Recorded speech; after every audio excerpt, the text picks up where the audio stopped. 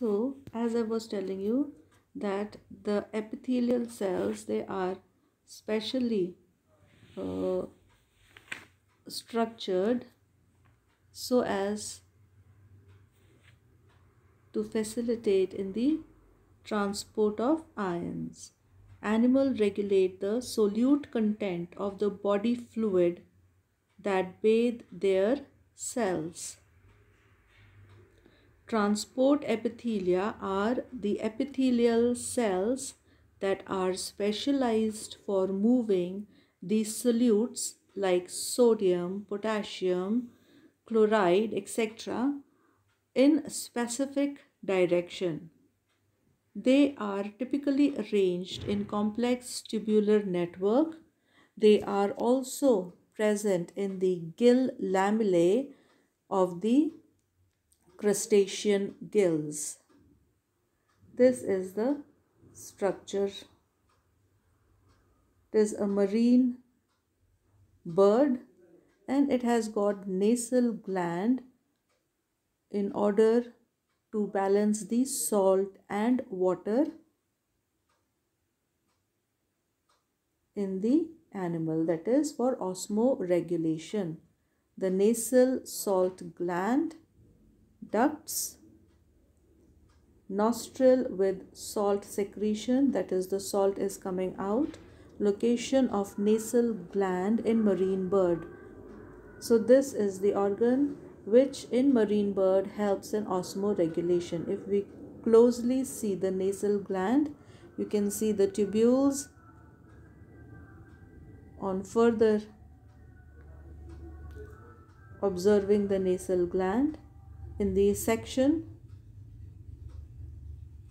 you can see the capillaries in red color, secretory tubules in blue color, and transport epithelium which is present in between them, in between the secretory tubules. These epithelial cells, known as the transport epithelium, helps in the transport of ion to and fro. This is the central duct. Now on closely observing this section, you can see the counter exchange phenomena. You can see the capillary in red color, secretory tubule in blue color. In between the capillary and secretory tubule are present the epithelial cell.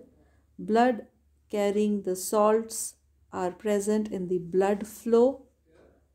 The red tube, the blue spheres are the salt.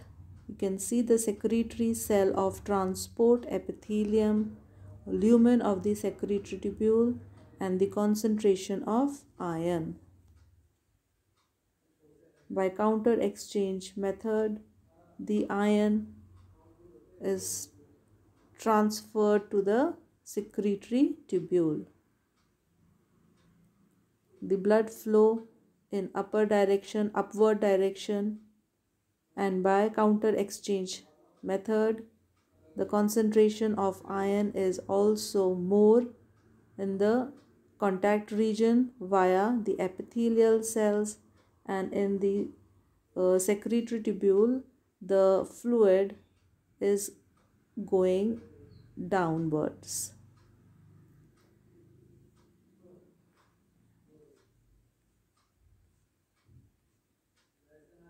These are the nitrogenous waste which I have already discussed. Now this is the basic mechanism by which the nitrogenous waste is removed from the body. Similarly, the important salt and water gets reabsorbed. This I have already told you, that how the excretory tubules have, every excretory tubule have this structure.